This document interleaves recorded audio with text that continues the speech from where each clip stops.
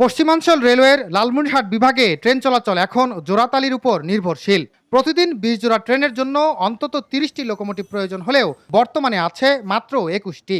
তথ্য বলছে ২১টি লোকোমোটিভের মধ্যে ১৬টির ইঞ্জিনই মেয়াদ হারিয়েছে। মেয়াদ উত্তীর্ণ লোকোমোটিভেই চলছে ১০ জোড়া আন্তনগর সহ ২০ জোড়া ট্রেন।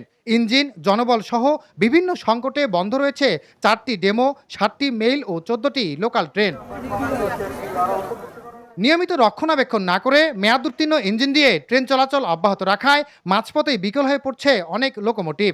এতে কমছে গতি, ঘটছে শিডিউল বিপর্যয়, ভোগান্তিতে পড়ছেন যাত্রীরা। ২৩ বছর হয়ে গেল, তো এখন তো এগুলো দেখা যাচ্ছে যে অবশ্যই সমস্যা হয়, যান্ত্রিক ত্রুটি হয়। আগে তো ভালো ছিল, এখন তো কষ্ট। এই যে ফ্যান নাই, ভাঙাচুরের কারণে মনে করেন যাত্রী অনেক ভোগান্তিতে পড়ে।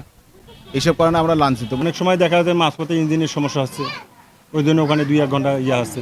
লোকোমোটিভের এই সংকটময় পরিস্থিতিতে ট্রেন চলাচল স্বাভাবিক রাখতে হিমশিম খেতে হচ্ছে। এছাড়া ইঞ্জিন ও কোচের সংখ্যার তুলনায় ওয়ার্কশপ ক্যাপাসিটিও কম রয়েছে বলে জানিয়েছে রেল কর্মকর্তারা।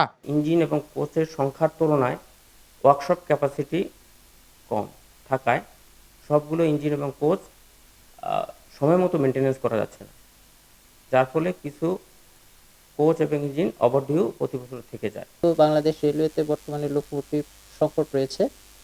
আমরা চেষ্টা করছি এই লোকোমোটিভগুলি চলমান রাখার জন্য। হেভি শিডিউল, FG শিডিউল এগুলি আমরা যথাসময়ে করার মাধ্যমে এই লোকোমোটিভগুলি ডিভিশনে চলমান রেখেছি। পুরনো ইঞ্জিনের উপর নির্ভরশীলতা কমিয়ে আধুনিক লোকোমোটিভ সংযোজনের দাবি এখন উত্তরাঞ্চলের রেলযাত্রীদের। জামাল বাদশা, দেশ টিভি, লালমনিরহাট।